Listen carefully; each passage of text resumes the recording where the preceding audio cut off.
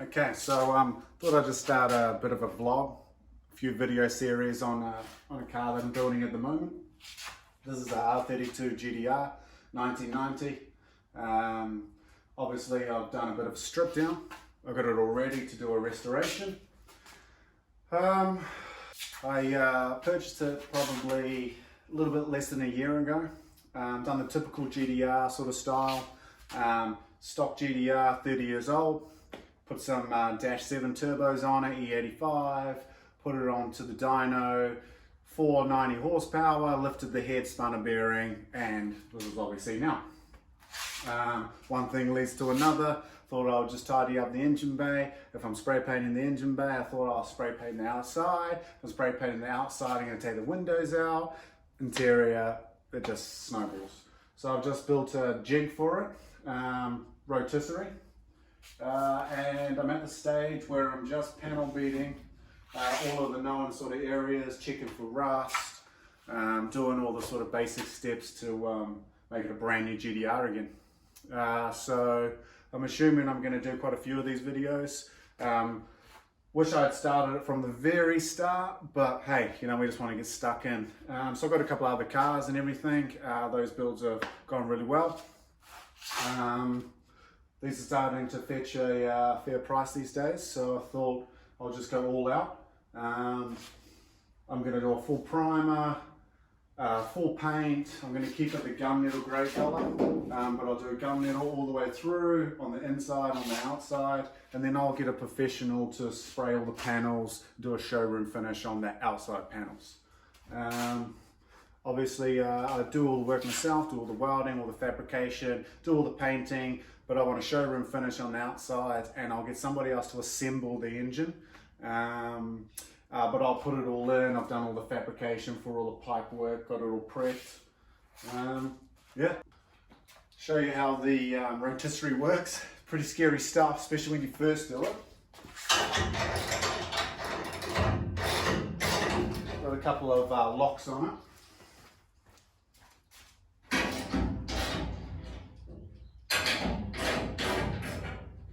Good these, because you can put a bit of pressure on the shaft and it doesn't move too quick.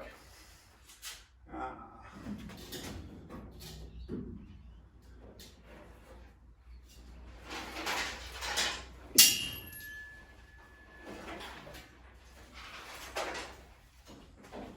a few marbles in there. Oh dear. You can lock it in like that, which is pretty cool.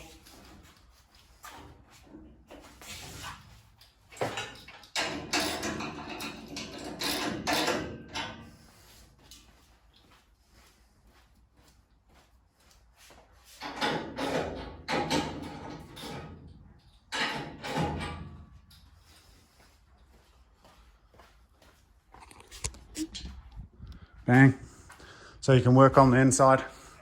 Check out the inside, it's all stripped out, ready to go. There's no rust in the flooring or anything. I've got to patch up these holes where I've used a punch to punch out the chassis rail there. I thought that was the best way to do it. I was just a bit worried about cutting the chassis rail plates off, welding on, and some rust issues and everything. So I thought that was the better way. Probably not the best way, but it works for me.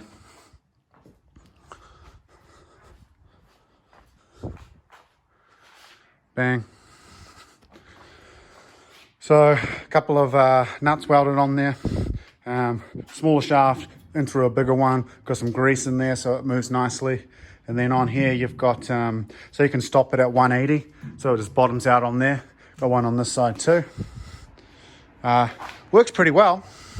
Would be nice if we had some wheels on it. But I'd be a bit skeptical to wheel that type of weight around unless you bought, you know, an actual proper rotisserie. And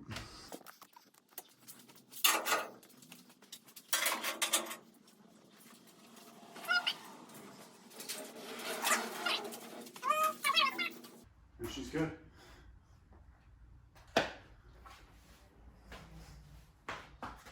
Much nicer than working on the floor, I tell you that.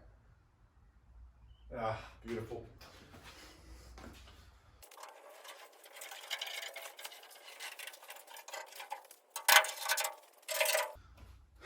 there we have it. First one.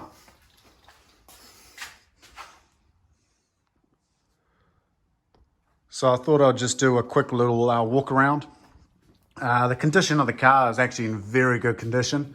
There's minimal rust. There is a little spot like that, so I'll have to investigate here. That may turn into something a bit crazy.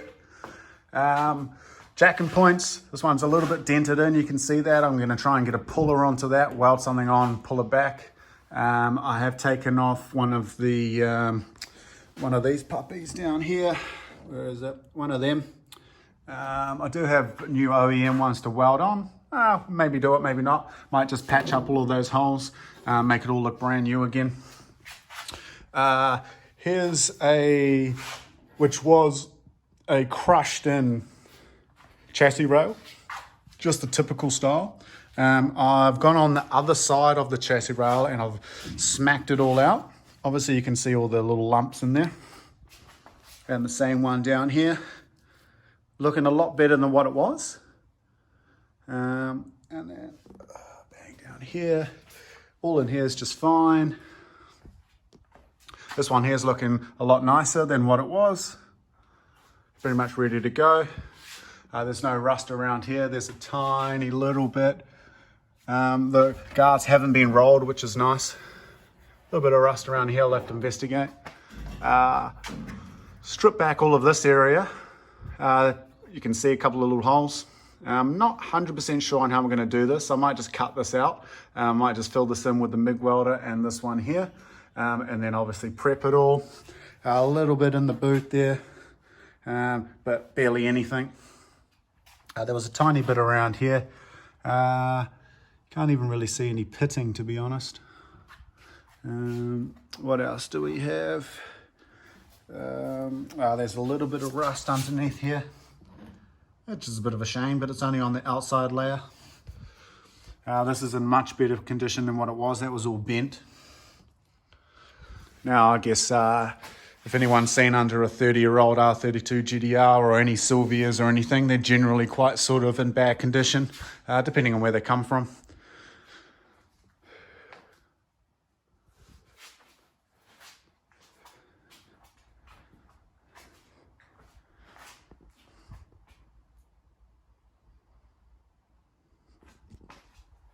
And this is the jig.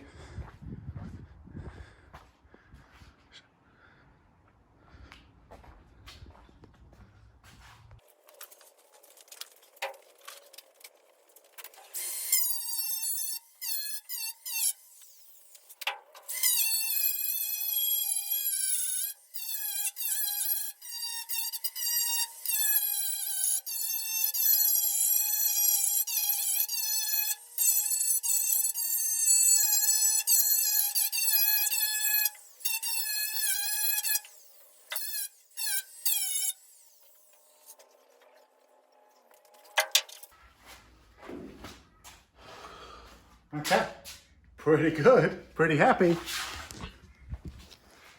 stuff.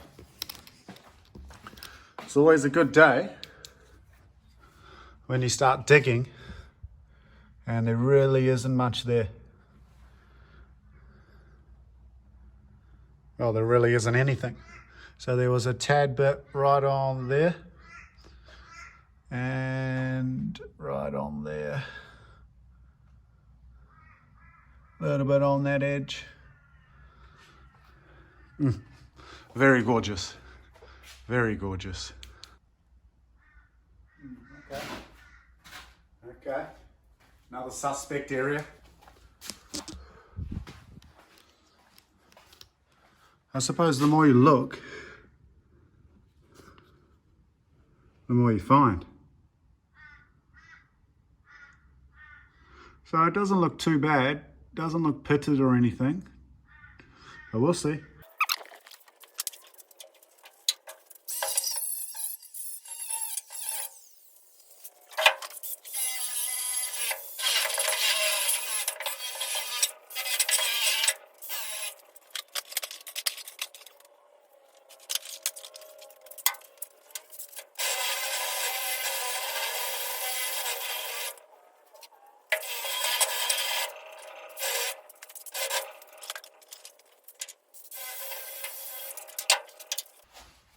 pretty good.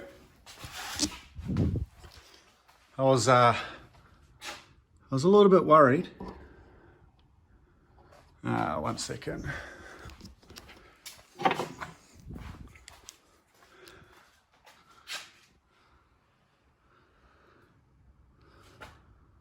Really isn't much in there at all, really, if anything.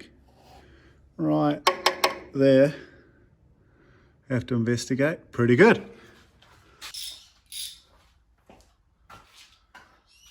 There's the first video. Probably pretty boring, I don't know. But at least you got a little bit of an insight to what it takes to do a job like this. Just gradual steps, you get what you want.